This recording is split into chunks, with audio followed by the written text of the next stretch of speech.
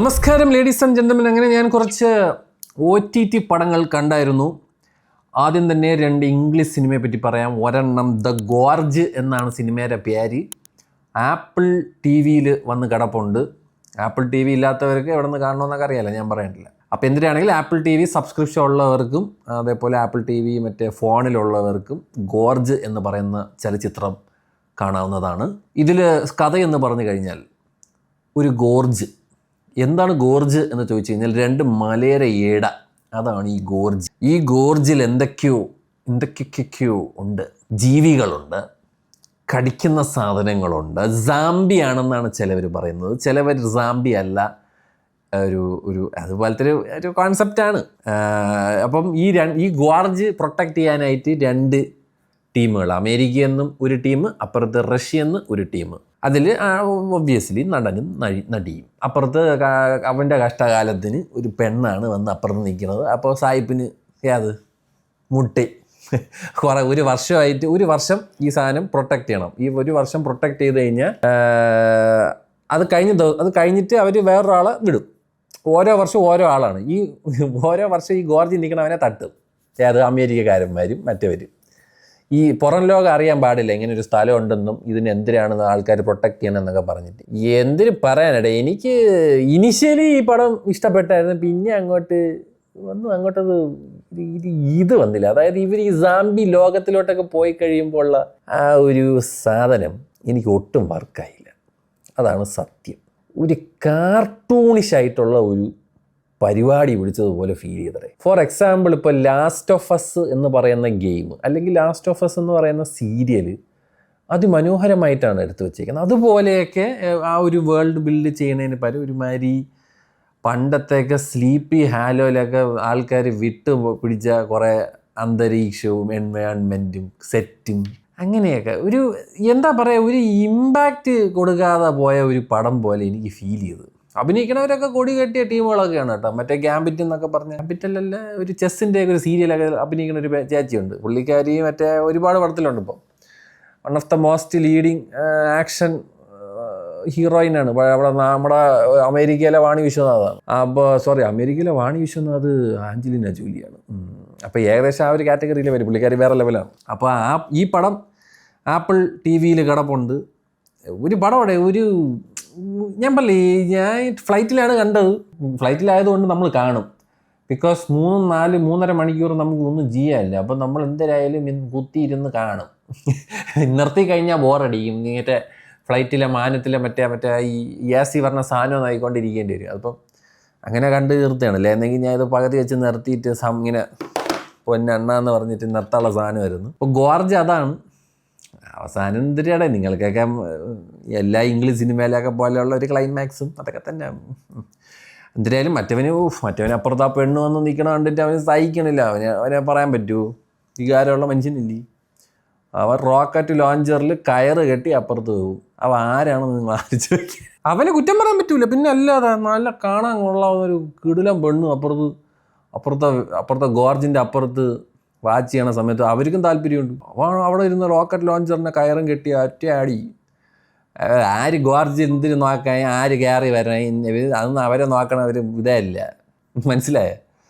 അപ്പോൾ അങ്ങനെ അത് ഗോർജ്.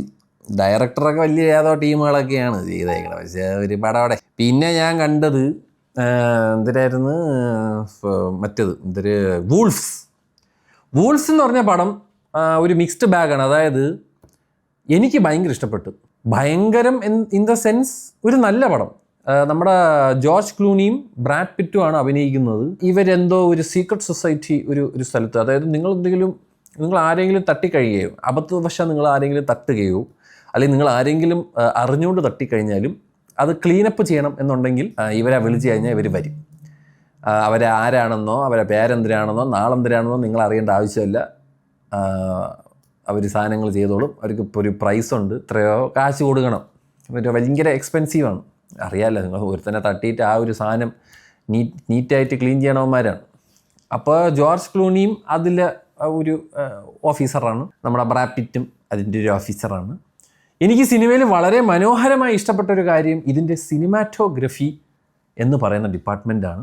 അതിൽ സിനിമാറ്റോഗ്രാഫർ യൂസ് ചെയ്തിരിക്കുന്ന light editing techniques is beautiful. ഒന്നും പറയാനില്ല. വളരെ മനോഹരമായ ഒരുപാട് നല്ല ഫ്രെയിമുകൾ. അതായത് ഒരു മിസ്റ്റീരിയസ് ആയിട്ടുള്ള ഒരു ന്യൂയോർക്ക് സിറ്റി ഫുൾ ഇരുട്ടത്ത് കാണിക്കേണ്ട വെളിച്ചങ്ങൾ മാത്രം കാണിച്ചു തന്ന് ബ്യൂട്ടിഫുൾ ആയിട്ടുള്ള ഒരുപാട് ഗംഭീര ഷോട്ട്സ്. അത് ഈ രണ്ടെണ്ണവും വളരെ ഈ ഹോളിവുഡിൽ തന്നെ പേര് പ്രശസ്തിയുള്ള ഗ്ലാമർ പൊടിയന്മാരാണ്. അപ്പോൾ അവന്മാരെ അത്രയും ഭംഗിയായിട്ട് നല്ല ഫ്രെയിമുകൾ, നല്ല രസമുള്ള കാര്യങ്ങളൊക്കെ വെച്ച് കാണിച്ച് മഞ്ഞൊക്കെ പെയ്യുന്നിടയിൽ കാറ് പോകുന്നു, അങ്ങനെയൊക്കെ ഭയങ്കര രസമാണ്. സിനിമയുടെ കഥയും കോപ്പൊക്കെ ഞാൻ നേരത്തെ പറഞ്ഞല്ലേ എസ് ടിപ്പിക്കൽ ഇംഗ്ലീഷ് സിനിമ പോലെ നമുക്ക് ഇത് പ്രെഡിക്റ്റബിളാണ്. അങ്ങനെയൊന്നുമില്ല. തുടങ്ങുമ്പോൾ തന്നെ ഇതെവിടെയാണ് അവസാനിക്കാൻ പോകണമെന്നൊക്കെ നമുക്ക് മനസ്സിലാവും. ചുമ്മാ കണ്ടോണ്ടിരിക്കാം, നമുക്ക് ബോറടിക്കൂല. അതാണ് ഞാൻ ഉദ്ദേശിച്ചത്. അല്ലാതെ ഗംഭീര പടമൊന്നും പ്രതീക്ഷിക്കല്. ഓഷ്യൻസ് 11 പോലെ എനിക്ക് ആ ഒരു സിനിമയുടെ ആ ഒരു നെസ്റ്റാൾജിയയിലാണ് ഞാൻ ഈ സിനിമ കണ്ടു തുടങ്ങിയത്. ബിക്കോസ് അവരാണ് ആ പടം കൊണ്ടുപോകണത്. ഓഷ്യൻ 11 കണ്ടിട്ടുള്ളവർ, കണ്ടിട്ടില്ലാത്തവർ please to watch Ocean 11. One of the best പടമാണ് ഹോളിവുഡ് ഇറക്കിയതിൽ. അപ്പോൾ ഈ പടം ഒരു വളരെ മനോഹരമായ സീനുകളും ഒക്കെയുള്ള ഒരു സിനിമയാണ്. പിന്നെ ഞാൻ കാശ് കൊടുത്ത് കണ്ട ഒരു പടം ആപ്പിൾ ടി വിയിൽ. ഇതും എല്ലാം ആപ്പിൾ TV ആണ് കേട്ടോ. ഒരു കാര്യമില്ലാതെ ഞാൻ കാശ് കൊടുത്തു. 150 രൂപ. എന്തായിരുന്നു സിനിമയുടെ പേര്? സാൻഡി. നമ്മുടെ ജാക്ക് ബ്ലാക്ക് എന്ന് പറയുന്ന ഒരു കൊമേഡിയനുണ്ട്. നിങ്ങൾക്ക് കുൻഫു പാൻഡ എന്ന് പറഞ്ഞാൽ ചിലപ്പം നിങ്ങൾക്ക് ഏകദേശം മനസ്സിലാവുമായിരിക്കും. പുള്ളിക്കാരൻ അഭിനയിച്ച ഒരു ലേറ്റസ്റ്റ് പടമുണ്ട്. സാൻഡയ്ക്ക് എഴുതുന്ന ഒരു ലെറ്റർ. പയ്യന് ഡിസ്ലക്സിയ കാരണം സെയ്റ്റൻ എന്നുള്ള അഡ്രസ്സിൽ അവൻ ക്രിസ്മസിന് എന്ത് വേണമെന്നുള്ളത് അവൻ എഴുതി അയക്കും. അപ്പം എന്തിനു പറ്റും? സാറ്റൻ വരും. അവൻ സാൻഡയാണ് ഉദ്ദേശിച്ചത്, സാറ്റനാണ് പറഞ്ഞത്. അപ്പോൾ സാറ്റൻ വന്നു കഴിഞ്ഞാൽ അറിയില്ല, 3 വിഷ് തരും. ജീനിയെ പോലെയാണ്, 3 വിഷ് തരും. 3ാമത്തെ വിഷ് കഴിയുമ്പോൾ സോളോ എടുത്തുകൊണ്ട് വീട്ടിൽ പോകും. നേരെ നരകത്തിലാണ്. മരിച്ചു കഴിഞ്ഞാൽ നേരെ നരകം, തീയിട്ട് ചുടും. അപ്പോൾ അങ്ങനെ ഒരു രസകരമായ, അപ്പോൾ നിങ്ങൾക്ക് ആ പ്ലോട്ട് കേൾക്കുമ്പോൾ തന്നെ എന്തൊക്കെയാണ് വരാൻ പോകുന്നത്, എന്തൊക്കെയാണ് ചെയ്യാൻ പോകുന്നത്, എന്തൊക്കെയാണ് സംഭവിക്കാൻ പോകുന്നത് എന്നൊക്കെ അറിയാം. ആ ഒരു സാധനമൊക്കെ ഇതിൽ പോസ്റ്റ് മെലോണൊക്കെ ഉണ്ട്. പാവപ്പെട്ടവനെയൊക്കെ പിന്നെ അവന് കാശ് കിട്ടി, അതുകൊണ്ട് പിന്നെ കുഴപ്പമൊന്നുമില്ല. പക്ഷേ ഏറ്റവും സാഡായിട്ടുള്ള ഒരു പോസ്റ്റ് മലോൺ ഈ കോൺസെർട്ടൊക്കെ കാണിക്കുന്നുണ്ട്. നമ്മൾ ഒരു പോസ്റ്റ് മലോണിൻ്റെ പരിപാടി എന്നൊക്കെ പറഞ്ഞാൽ ഉത്സവപ്പറമ്പിലൊക്കെ നാട്ടുകാർ കൂടൂല. ആ ലെവലാണ് അമേരിക്കയിൽ. ഇതെന്ന് പറഞ്ഞാൽ ഒരു ചെറിയൊരു ഹോൾ എടുത്തിട്ട് പോസ്റ്റ് മലോണിൻ്റെ ഇത് കോൺസെർട്ട് എന്ന്. ഞാൻ തന്നെ വിഷമിച്ചു പോയി. പാവം അമേരിക്കക്കാരിപ്പോൾ പോലും ഇപ്പോൾ കാശില്ലേ, ഒരു നേരാവണ്ണമുള്ളൊരു പോസ്റ്റ് മലോണിൻ്റെ ഒരു കോൺസെർട്ട് കാണിക്കാൻ അത്ര ഉള്ളൊരു ബഡ്ജറ്റ് പോലും അമേരിക്കക്കാർക്ക് കാണിക്കാനില്ലേ? ആൾക്കാരില്ലേ? AI യുഗത്തിൽ നിങ്ങൾക്ക് നാളെ കൂട്ടിക്കൂടെ AI വെച്ചിട്ട് തന്നെ. I feel bad for them. പക്ഷേ ആ പടം ഞാൻ പറയാം ഭയങ്കര തമാശയൊന്നുമില്ല. ഞാൻ ജാക്ക് ബ്ലാക്ക് ആയതുകൊണ്ട് കണ്ടോണ്ടിരിക്കുക. അപ്പോൾ നിങ്ങൾ ജാക്ക് ബ്ലാക്ക് ഫാൻ ആണെങ്കിൽ നിങ്ങൾക്കും ആ പടം ഇഷ്ടപ്പെടും, ഇല്ലെങ്കിൽ നിങ്ങൾക്ക് ആ പടം ഇഷ്ടപ്പെടില്ല. അത്രേ ഉള്ളൂ. Simple as that. പിന്നെ ഞാൻ കണ്ട ഒരു ഗംഭീര പടം, ഞാൻ വരെ ഞെട്ടി. ഞാൻ പല പ്രാവശ്യവും റീതിങ്ക് ചെയ്തു. ഞാൻ ആ സിനിമ കണ്ടതിന് ശേഷം എനിക്ക് ശരിക്കും ഈ പടം ഇഷ്ടപ്പെട്ടോ അതോ എനിക്കിനി തോന്നിയതാണോ എന്ന് ഞാൻ 10 പ്രാവശ്യം ചിന്തിച്ച് ഞാൻ പിന്നെ അങ്ങ് എഗ്രി ചെയ്തു. Yes, it is A good movie. It is A good movie which has മറ്റേ സാധനം കണ്ടീഷൻസ് അപ്ലൈ. നിങ്ങൾക്കറിയാം ഏത് പടത്തിനെ പറ്റിയാണ് ഞാൻ പറയാൻ വരുന്നത്. ബാലയ്യ അഭിനയിച്ച ഡാക്കു മഹാരാജ് എന്ന് പറയുന്ന സിനിമ. യാദൃച്ഛികമായി ഞാൻ കുറച്ച് നേരത്തെയാണ് സിനിമ കണ്ടത്. കാണുകയും ഞാൻ ഞെട്ടുകയും ഞാൻ അപ്പം തന്നെ സോഷ്യൽ മീഡിയ ലോകത്തിലോട്ട് ഞാൻ പറഞ്ഞു, ഇതെന്താണ് സംഭവിക്കുന്നത്? ഞാൻ കണ്ടതൊരു ബാലയ്യ ചിത്രം തന്നെയാണോ? ബാലയ്യയെ പറ്റി നിങ്ങൾക്കറിയത്തില്ലെങ്കിൽ എ ക്ലാസ് ക്രിഞ്ചാണ് അങ്ങേര്. അയാളെപ്പോലെ എൻ്റെ പൊന്നോ ഇയാളെ പടം എന്നൊക്കെ പറഞ്ഞു കഴിഞ്ഞാൽ ഈ നമ്മൾ പറയൂലടാ, ഈ ഇടിക്കുമ്പോൾ പറക്കുക എന്ന് പറഞ്ഞ സാധനത്തിൽ ഒരു പക്ഷേ ചിലപ്പോൾ കണ്ടുപിടിച്ചത് തന്നെ അങ്ങേരായിരിക്കും. എനിക്ക് അങ്ങനെയൊക്കെ ചിലപ്പോഴൊക്കെ തോന്നിയിട്ടുണ്ട്. ആ ലെവൽ ഓഫ് വാഞ്ഞ പടങ്ങൾ എടുക്കുന്ന ഒരേ ഒരു വ്യക്തിയാണ് പുള്ളി. ഈ ചിലവരൊക്കെ പറയുന്ന ഈ അഖണ്ഡ, അതേപോലെ ഈ കഴിഞ്ഞിറങ്ങിയ മറ്റേ സാധനം എന്തായാലും ഭഗവത് കേസരി, ഇതൊന്നും എനിക്ക് ഇഷ്ടപ്പെട്ടില്ല. ഉള്ള കാര്യം ഞാൻ പറയാം. ഭഗവത് കേസരി കമ്പയർട്ടീവ്ലി ബെറ്ററാണ്. ബിക്കോസ് ബാലയ്യ അതിൽ കൊണ്ടിട്ട് ട്രക്ക് പറന്ന് വന്നിട്ട് ഇയാൾ മറ്റേ ചവിട്ടിയൊക്കെ ഇട്ടിട്ടൊക്കെ അതൊക്കെ വിട്, അത് വേറെ കോമഡി. പിന്നെ മറ്റേ ആൾക്കാർ ഏതോ ടണലിൽ നിന്നൊക്കെ വെടി വെക്കുമ്പോൾ പുള്ളി മറ്റേ സെപ്റ്റിക് ടാങ്കല്ലടെ മറ്റേ ഈ റോഡിൽ മറ്റേ വെച്ചേക്കണ ഒരു സാധനം ഉണ്ടല്ലോ, അതൊക്കെ വെച്ചിട്ട് അമേരിക്കയിലെ ക്യാപ്റ്റൻ അമേരിക്കയെ പോലെയൊക്കെ ഷീൽഡ് വെച്ചൊക്കെ മെഷീൻ ഗണ്ണിൽ നിന്നൊക്കെ പറഞ്ഞ ബുള്ളറ്റൊക്കെ തടയണ സീനൊക്കെ ഉണ്ട്. ആ ഗണ്ണൊക്കെ നാണം കെട്ട് ഓടിക്കാണും. അത് കഴിഞ്ഞിട്ട് അവിടെ ഏതോ ഒരു ഓക്സിജൻ സിലിണ്ടറൊക്കെ കൊണ്ട് വെച്ചേക്കണതിനെ മിസൈലായിട്ടൊക്കെ വിടും. അങ്ങനെയൊക്കെ ഒരു പടമാണ് ഈ ഭഗവത് കേസരി എന്നുള്ളത്. പിന്നെ അഖണ്ഡ എന്ന് പറഞ്ഞൊരു പടമുണ്ട്. പുള്ളി ഏതോ 2 ഡബിൾ റോളാണ്. പുള്ളി മിക്ക പടത്തിലും ഡബിൾ റോളാണ്. നമ്മുടെ വിജയ് പോലെയാണ്. ഡബിൾ റോള് ഉണ്ടെങ്കിൽ പുള്ളി വരും. ബാലയണ്ണ സിനിമയിൽ പറഞ്ഞ ഡബിൾ റോളാണ്, ആണോ വരാം എന്ന് പറയണ ഒരു മനുഷ്യനാണ്. അപ്പോൾ അങ്ങേരെ പടം ഡാക്കു മഹാരാജ് ഈ സിനിമയിൽ ഒരുപാട് പേരെ സ്മരിക്കണം. ഒന്നാമത്തത് നിങ്ങൾക്ക് എല്ലാവർക്കും അറിയാവുന്ന ഒരാളാണ് നമ്മുടെ തമൻ, അതായത് മ്യൂസിക് ഡയറക്ടർ. എൻ്റെ പൊന്ന് തമനെ, നീ ഈ പടം മ്യൂസിക് ചെയ്തില്ലായിരുന്നെങ്കിലും അടിപൊളി പടമായിരുന്നു, എൻ്റെ വേറെ കേസ്. പക്ഷേ ആ പക്ക സാധനം കൊടുത്തിട്ടുണ്ട്. എന്നൊക്കെ പറഞ്ഞു. ഓ മോനെ, ആദ്യം നമുക്കതൊരു എന്താണെന്നറിയത് പി ഊതണ എന്ന് നമുക്ക് തോന്നും. പിന്നെ ഓരോ സീനിൽ ആ പാട്ടും ആ മ്യൂസിക്കും വരുമ്പോൾ കിട്ടുന്ന ഒരു പരിപാടിയുണ്ട്, കിടില ഗജഗംഭീർ. പിന്നെ എടുത്ത് പറയേണ്ട ഒരാൾ ഇതിൻ്റെ നെടുംതൂൺ ബോബി കോലി. ഇയാളാണ് മറ്റേ ചിരഞ്ജീവിയുടെ പടം എടുത്തത്. അയ്യോ അതെന്തൊരു ശോകമായിരുന്നു. പക്ഷെ ഇതെന്ത് സംഭവിച്ചെന്ന് എനിക്ക് മനസ്സിലാവുന്നില്ല. I seriously don't know man. ഇയാളാണ് വാൾട്ടർ വീരയ്യ ഡയറക്റ്റ് ചെയ്ത മനുഷ്യനാണ്. പക്ഷേ ഈ പടം അന്ന് എന്തിനാണ് അവിടെ ചെയ്തതെന്ന് എനിക്കൊരു പിടിയുമില്ല. പിന്നെ വേറൊരു കേസ് ഞാൻ കേട്ടാണ്, ഈ ബാലയ്യർ ഇപ്പോഴത്തേക്ക് പടം സെലക്ട് ചെയ്യണത് കഴിഞ്ഞ 2 വർഷം എന്തോ ആയിട്ട് ബാലയ്യരെ മോളാണെന്ന്. അത് കുഴപ്പമുണ്ടായിരിക്കുക ഈ പടത്തിൽ കുറച്ചും കൂടെ ഇപ്പം പുള്ളിക്കാരൻ ഭയങ്കര ഒരു വുമൺ സെൻട്രിക് ആയിട്ടുള്ള ക്യാരക്ടേഴ്സ് ചെയ്യുന്നൊരു മനുഷ്യനാണ്. പക്ഷേ പുള്ളി റിയൽ ലൈഫിൽ വേറെ ലെവലാണ് അണ്ണൻ. നടിമാരെ തള്ളിയിടാൻ നോക്കുക, മറ്റേ പെണ്ണുങ്ങളൊക്കെ അവിടെ നിൽക്കുകയാണെങ്കിൽ ഫോൺ എറിഞ്ഞ് പിടിക്കുക, പിന്നെ ഒരു ദാക്ഷിണ്യം ഇല്ലാതെ ഒരുമാതിരി ഞാൻ വലിയ പറയണതിലൊക്കെ വിഷമമുണ്ട്. പക്ഷേ ഒരു മര്യാദ ഇല്ലാത്തൊരു മനുഷ്യനാണ്. ഇങ്ങനെ പേരിലെ കേസൊക്കെ കിടപ്പുണ്ട്. അതോ ആരെ തട്ടാനൊക്കെ ശ്രമിച്ച വധശ്രമത്തിനൊക്കെ ഉള്ള ഇതുണ്ട്. പിന്നെ ഫാൻസിനെ ചപ്പക്കി അടിക്കും, ഉറങ്ങിക്കൊണ്ടെടുക്കണ കൊച്ചിനെ നീ ഉറങ്ങണാടാന്ന് പറഞ്ഞ് എണീപ്പിക്കും ഫോട്ടോ എടുക്കാനായിട്ട്, അങ്ങനെയൊക്കെ. അപ്പോൾ ഇത് റൈറ്റ് ചെയ്തിരിക്കുന്നത് ഹരി മോഹൻ കൃഷ്ണനും ബോബി കോലിയും ബാനു നന്ദു ഒക്കെയാണ്. പിന്നെ ഈ സിനിമയിൽ എടുത്തു പറയേണ്ട 2 ആൾക്കാരുണ്ട്. ഒന്ന് ഇതിൻ്റെ സിനിമാറ്റോഗ്രാഫർ. മോനെ അങ്ങേര് കൊടുത്ത പണി എന്നൊക്കെ പറഞ്ഞാൽ നല്ല ക്ലാസ് പണിയാണ് അണ്ണൻ എടുത്തേക്കുന്നത്. വിജയ് കാർത്തിക് കണ്ണൻ എന്ന് പറഞ്ഞ മനുഷ്യനാണ് ഇതിൻ്റെ സിനിമാറ്റോഗ്രാഫർ. കിടിലം. ഇയാൾ തന്നെയാണ് ജയിലർ പിന്നെ ഡോക്ടറൊക്കെ ചെയ്തേക്കണം. അതിൻ്റെ ഒരു വളരെ ഞാൻ ചില സീക്വൻസ് ഒക്കെ ഉണ്ടോ, ഒരു ഫോറസ്റ്റ് നിറച്ചും മറ്റേ തീയൊക്കെ കത്തിയിട്ടൊക്കെ പുള്ളിയുടെ ഒരു വരവ് കൊണ്ട് അതൊക്കെ ലൈറ്റിങ് വെച്ചേക്കുന്നതും അതൊക്കെ ജാതി ഷോട്ടടേ മാൻ. അതേപോലെ ഫ്ലാഷ് ബാക്ക് സീക്വൻസിലെ ഒരു സാധനം, അതൊക്കെ ഞാൻ ഈ പടത്തിലെ ഓരോ സാധനം. ഇതിൽ ഒരു സീനിൽ ബാലയെ അഭിനയിക്കണുണ്ട്. ഞാൻ എൻ്റെ ജീവിതത്തിൽ ഞാൻ കണ്ടിട്ടില്ല അങ്ങനെ അഭിനയിക്കുന്നത്. പുള്ളി ഒരു സെൻറ്റിമെൻ്റൽ സീനിൽ ഒരുത്തനെ മറ്റേ ഫൗണ്ടനിലോട്ട് എടുത്ത് അടിക്കാൻ പോണതിന് മുന്നേ ഒരു പുള്ളി ഇങ്ങനെ വിഷമത്തോടെ ഇങ്ങനെ കരഞ്ഞുകൊണ്ടൊക്കെ വിമ്പുന്ന ഒരു ബാലയെ ഞാൻ കണ്ടു. ഞാൻ എൻ്റെ ലൈഫിൽ അങ്ങനെ കുറേ കത്തി പടങ്ങളൊക്കെ ഞാൻ കണ്ടിട്ടുണ്ടേ. അതുകൊണ്ടാണ് ഞാൻ ഈ പറയണത്. പുള്ളി എന്ന് പറഞ്ഞാൽ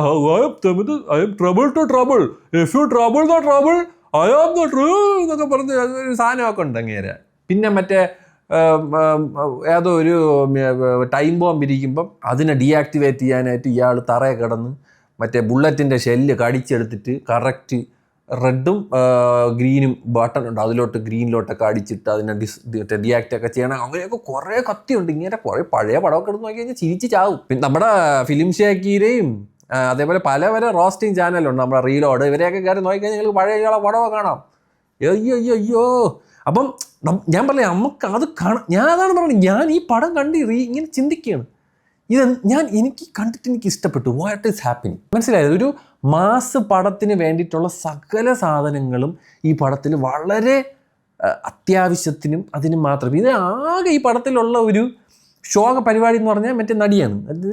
അവളെ നടിയൊന്നും പറയാൻ പറ്റൂല, ബിക്കോസ് അവൾ ആകെ ഫസ്റ്റ് ഹാഫിൽ മാത്രമേ. സെക്കൻഡ് ഹാഫിലൊന്നും പിന്നെ അവളെ പൊടി പോലും കിട്ടൂലടേ. ഫസ്റ്റ് ഹാഫിൽ മറ്റേ എന്തൊരു പേരിന് അവളെ കൊണ്ടുവരണമല്ലോ എന്ന് പറഞ്ഞിട്ട് കൊണ്ടുവന്ന് പുള്ളിക്കാരി ഒബ്ജക്റ്റിഫൈ ചെയ്തിട്ടുണ്ട്. ഒരു പാട്ടിലൊക്കെ കൂണ്ടിയൊക്കെ അടിച്ച് കാലാക്കി പാവം. എനിക്ക് വിഷമം തോന്നി അതൊക്കെ കണ്ടിട്ട്. എന്തൊരു കോമഡിയാണോ. എന്നിട്ട് ആ പെണ്ണിൻ്റെ ഫസ്റ്റ് തുടക്ക സീൻ തന്നെ പുള്ളിക്കാരി യോഗ ചെയ്യണതാണ്.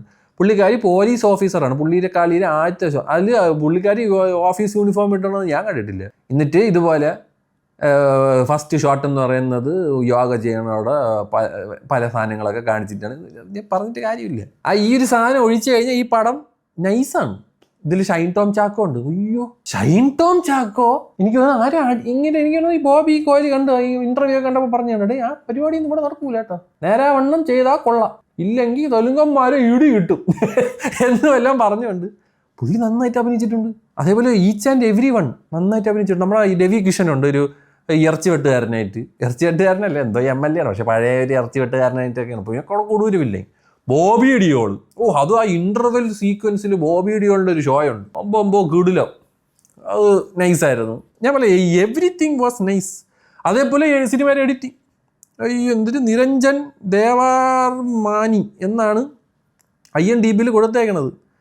അടിപൊളി എഡിറ്റിംഗ്, എല്ലാ ഡിപ്പാർട്ട്മെൻറ്റും കൊള്ളാം, വിഷ്വൽ എഫക്ട്സും കൊള്ളാം, സ്റ്റണ്ട് കൊള്ളാം. സ്റ്റണ്ടൊക്കെ ചെയ്തേക്കണം അരുൺ യാദവ്, ഇതൊക്കെ IMDbയിൽ കൊടുത്തേക്കണുണ്ട്. എനിക്ക് അറിഞ്ഞൂടെ അതൊക്കെ ഉള്ളതാണ്. എന്തിനാണെങ്കിലും വളരെ നല്ല പടമായിരുന്നു. ഈ സിനിമ തിയേറ്ററിൽ ഈ കേരളത്തിൽ ഇറങ്ങിയില്ല, എന്തിനായിരുന്നെന്ന് എനിക്ക് മനസ്സിലായി. ബിക്കോസ് ഞാൻ അത് കാണാൻ വേണ്ടിയിരുന്ന പടമായിരുന്നു. ബിക്കോസ് ഒരു തല്ലിപ്പൊളി, ഞാൻ ഇതിനായിട്ട് ഇങ്ങനെ പടം തിയേറ്ററിൽ പോയി കണ്ടിട്ടില്ല. എല്ലാവരും പറയും തിയേറ്ററിൽ കാണാൻ ഭയങ്കര രസമാണ്, പുള്ളിയുടെ ഫാൻ ഗ്രൂപ്പൊക്കെ ആയിട്ട് ഇരുന്ന് കണ്ടു കഴിഞ്ഞാൽ ഭയങ്കര രസമാണ്. അപ്പോൾ അത് എക്സ്പീരിയൻസ് ചെയ്യാനായിട്ടൊരു ആഗ്രഹം ഉണ്ടായിരുന്നു. അപ്പോൾ നോക്കിയപ്പോൾ നാട്ടിൽ റിലീസില്ല. എനിക്കിവിടെ ഭഗവത് കേസരിയൊക്കെ കഴിഞ്ഞ വർഷം ഇറങ്ങിയെന്ന് തോന്നാണ്. ഇതെന്താടാ ഇറക്കാത്തത്? ഇത് വലിയ മിസ്സായിപ്പോയി. ഇത് ഇറങ്ങിയിരുന്നെങ്കിൽ ഭയങ്കര കയറി പറ്റും. ബിക്കോസ് ആ സമയത്ത് ഗെയിം ചേഞ്ചറും അതൊക്കെ പുഷ്പ 2-നേയും കാട്ടിൽ ഈ പടം കൊള്ളാം. ഞാൻ ഇനി നിനക്ക് ഏത് മറ്റേ ബ്ലൈൻഡ് കണ്ണില്ലാത്ത മറ്റേ ഭ്രാന്തന്മാരുണ്ടല്ലോ അല്ലു അർജുൻ്റെ, വന്ന് എന്നെ തള്ളക്കി വിളിച്ചാലും കുഴപ്പമില്ല, പുഷ്പ 2-നേയും കാട്ടിലും ഫാർ ബെറ്റർ ആണ് ഈ പടം. എൻ്റർടൈൻമെൻറ്റ് വാല്യൂലി ഞാനത് എവിടെയും പറയും. വേറെ കേസ് ഞാൻ പറയും, നിങ്ങൾ ഈ അല്ലു അർജുൻ്റെ ഭയങ്കര കൊടൂര ഫാൻസ് വന്നിട്ട് തൊട്ട് എന്നെ ചീത്ത കളി. നിന്നെയൊക്കെ കാട്ടിലും നീയൊക്കെ എന്നോട്ട് ഫാനായത്? എവൻ്റെയൊക്കെ ഹാപ്പി ഞാൻ തിയേറ്ററിൽ ഫസ്റ്റ് ഷോ പോയി കണ്ടെടുത്തനാണ് ഞാൻ. എൻ്റെ അടുത്താണ് വന്നിരുന്നത്, ഞാനിപ്പോൾ അല്ലു അർജുൻ്റെ കുണമണി പാടാ ഊളകളെ അവിടെ നിന്ന്. അല്ലു അർജുൻ്റെ one of the biggest fan ഞാനാണ്. അത് ഞാൻ എവിടെയും പറയും. എനിക്കൊക്കെ നമ്മളൊക്കെ വളർന്നു വന്ന സാഹചര്യത്തിൽ ഏറ്റവും കൂടുതൽ നമുക്ക് തെലുങ്ക് നാടൻ എന്ന് പറഞ്ഞു കഴിഞ്ഞാൽ അല്ലു അർജുനാണ്, വേറെ ആരുമില്ല. അതിനൊക്കെ ശേഷമാണ് ബാഹുബലിയും മറ്റേ മഗധീരയൊക്കെ വന്നത്. അപ്പോഴാണ് ഒരുത്തന്മാർ വന്നത് അല്ലു അർജുനെ പറഞ്ഞപ്പോൾ എനിക്കങ്ങ് പൊള്ളിങ് അവിടെ മറ്റേ എന്തൊരു പെറ്റാടിന് എന്തെങ്കിലും മാച്ച് തേക്കണേ. അതേപോലെ ചൊറിച്ചിലാണെങ്കിൽ ഇച്ചുകാട് വാങ്ങിച്ച് മറ്റേ ഇടയൊക്കെ എത്താക്കണം, മനസ്സിലായ? എന്തിനാണെങ്കിലും ഈ പടം അല്ല ഗജഗംഭീര പടമാണ്. കഥയൊന്നും നോക്കാനൊന്നും വേണ്ട, പക്ഷേ ഒരു മാസ് പടം കാണണം എന്നൊക്കെ ഞാൻ ഇത് തിയേറ്ററിൽ കണ്ടിരുന്നെങ്കിൽ വേറെ നിന്ന് ആ മ്യൂസിക്കൊക്കെ തിയേറ്ററിൽ കേട്ടാണ്ടല്ലോ, ഓ മോനെ രോമാഞ്ചം. ഓൾറെഡി നമുക്കിത് ഈ OTTയിലിരുന്ന് കാണുമ്പോൾ തന്നെ നമുക്കിങ്ങനെ കൊള്ളാം. ഞാനിങ്ങനെ ഈ പടം ഇങ്ങനെ ഗ്രാജുവലി പോകുന്നു. ഞാനിങ്ങനെ യൂഷ്വലി എന്ന് പറഞ്ഞാൽ ബാലയ്യ പടം ഞാൻ കാണണമെന്ന് പറഞ്ഞാൽ ഇങ്ങനെ കുറച്ച് കാണും, നിർത്തും, പിന്നെ സമയം കിട്ടും, പിന്നെയും കുറച്ചിരുന്ന് കാണും. ഇങ്ങനെ ഇത് ഒറ്റ സ്ട്രെച്ചിലിരുന്ന് മൊത്തം കണ്ടു. അതാണ് ഞാൻ പറയാം, കൺഫ്യൂസ്ഡ് ആയിപ്പോയി ഞാൻ. ഇനി എൻ്റെ എന്തെങ്കിലും പ്രശ്നമാണോ, എന്താണ് സംഭവം, ഒരു പിടിയില്ല. എന്തിനാണെങ്കിലും ഇതൊക്കെയാണ് ഞാൻ ഇപ്പോൾ OTTയിൽ കണ്ടത്. ഇനിയിപ്പോൾ OTTയിൽ കാണാൻ വേണ്ടി വെയിറ്റ് ചെയ്തിരിക്കുന്ന പടങ്ങൾ ഒരു ജാതി ഒരു ജാതകം, അതേപോലെ നമ്മുടെ ഗെറ്റ് സെറ്റ് ബേബി, അതേപോലെ ബ്രോമാൻസ്, പൈങ്കിളി ഈ ഒരു കാറ്റഗറിയിൽ വന്നതിനെ. പക്ഷേ ജിത്തു മാധവൻ്റെ പേര് കണ്ടുകൊണ്ടാണ് ഞാൻ തിയേറ്ററിൽ പോയി കണ്ടത്, മോശമായിപ്പോയി. അത് കഴിഞ്ഞ് ഇനി വരാനിരിക്കുന്ന പടങ്ങൾ ഇതൊക്കെ തന്നെ. ഇതൊക്കെയാണ് ഞാൻ OTTയിൽ കാണാൻ ഇങ്ങനെ ഇരിക്കുന്നത്. പിന്നെ ഒരുപാട് ഇംഗ്ലീഷ് സിനിമകൾ, നൊസ്ഫെറത്തു ഒക്കെ ഇതിലിറങ്ങിയിട്ടുണ്ട്. ഈ ആപ്പിൾ TVയിൽ നൊസ്ഫെറത്തു ഇറങ്ങി, ഗ്ലാഡിയേറ്റർ ഇറങ്ങി, അതൊക്കെ ഇരുന്ന് കാണാം. ഞാൻ നൊസ്ഫെറത്തു ഞാൻ കണ്ടു കേട്ടോ, സോറി. നൊസ്ഫെറത്തു അടിപൊളി പടമാണ് കേട്ടോ. അത് പക്ഷേ തിയേറ്ററിൽ കണ്ടിട്ടേ കാര്യമുള്ളൂ. ഈ TVയിലൊക്കെ കണ്ടു കഴിഞ്ഞാൽ നിങ്ങൾക്കൊന്നും അത് നടക്കൂല. അത് ആ തിയേറ്ററിൽ ആംബിയൻസിലിരുന്ന് കണ്ടു കഴിഞ്ഞാൽ നൈസാണ്. ഭയങ്കര ഡിസ്റ്റർബിങ് പടമാണ് കേട്ടോ. അത് ഭയങ്കര ഒരു എനിക്ക് ജംപ് സ്കെയറൊക്കെ ഉണ്ട്, പ്രാതം ചാടി പറഞ്ഞത് അതൊക്കെ ഉണ്ട്. എന്തായാലും പക്ഷേ ഒരു ഡ്രാക്കുളയുടെ ഒരു കോൺസെപ്റ്റാണ്. It's very nice. നിങ്ങൾ കണ്ടിട്ടില്ലെങ്കിൽ നൊസ്ഫെറത്തു ഇസ് എ ഗുഡ് വാച്ച്. പക്ഷേ എല്ലാവർക്കും പിടിക്കൂല. അതാ ഡയറക്ടറിൻ്റെ ഒരു സ്പെഷ്യാലിറ്റിയാണ്. അങ്ങേരെ ലൈറ്റ് ഹൗസ് എന്ന് വെച്ചൊരു പടമുണ്ട്, അതൊക്കെ കണ്ടിരിക്കാൻ പറ്റൂല. നമ്മുടെ രസമാണ്, ഒരു ഡിഫറെൻറ്റ് പരിപാടിയാണ്. അതേപോലെ എനിക്ക് പറയാനുള്ളൊരു സജഷൻ, അനോറ എന്ന് പറഞ്ഞൊരു പടം വന്നിട്ടുണ്ട്. അനോറ ഈ പ്രാവശ്യത്തെ ഓസ്കാർ നോമിനിയിൽ വന്നിരിക്കുന്ന സിനിമയാണ്. വളരെ നല്ല പടമാണ്. കുറച്ച് സീനുകളുണ്ട്, തുണ്ട് സീൻസ്. അപ്പം എക്സ്പ്ലിസിറ്റ് ആണ്. അപ്പോൾ ഒരു 18 വയസ്സായി മുകളിലുള്ളവർ കാണേണ്ട പടമാണ് അനോറ.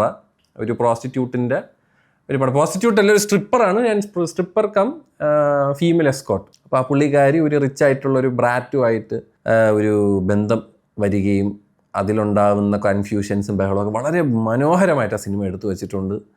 അതിൻ്റെ ക്ലൈമാക്സ് ഒക്കെ വേറെ ലെവലാണ്. അതൊരു ഭയങ്കര രസമുള്ളൊരു സിനിമയാണ്. Please do watch it. അതേപോലെ ഇനി ഞാൻ ഓസ്കാർ നോമിനേറ്റഡ് പടങ്ങൾ കാണുക എന്ന് പറയുന്ന ഒരു രസകരമായ ഒരു പരിപാടിയാണ്. നിങ്ങൾക്കും വേണമെങ്കിൽ അത് ചെയ്യാം. ആ കണ്ടതിൽ എനിക്ക് അനോറയാണ് എനിക്കിഷ്ടപ്പെട്ടത്. ബാക്കിയുള്ളതൊക്കെ ഒരു കൊള്ളാം. അയ്യോ അതിൻ്റെ ഇടയിലൊരു സാധനം ഞാൻ കണ്ടു. എൻ്റെ പൊന്നു മക്കളെ, അതിൻ്റെ പേര് പോലും ഞാൻ പറയണില്ല. അതൊന്നും ദൈവത്തിനെ ഓർത്ത് കാണരുത്. വെറുക്കങ്ങനെ പിന്നെയും ചെയ്യാം. മെൻ്റലാവും ആ പടം കണ്ടു കഴിഞ്ഞാൽ. അയ്യോ ഒരു ഒരു ഒരു മെക്സിക്കൻ, എൻ്റെ അമ്മച്ചി, ഞാൻ കണ്ടിട്ട് ചീത്ത വിളി. അതായത് ഇതുപോലെയൊക്കെ ആരടാ. എന്നിട്ട് 13 നോമിനേഷൻ ആ പടത്തിന്. Oscar nomination.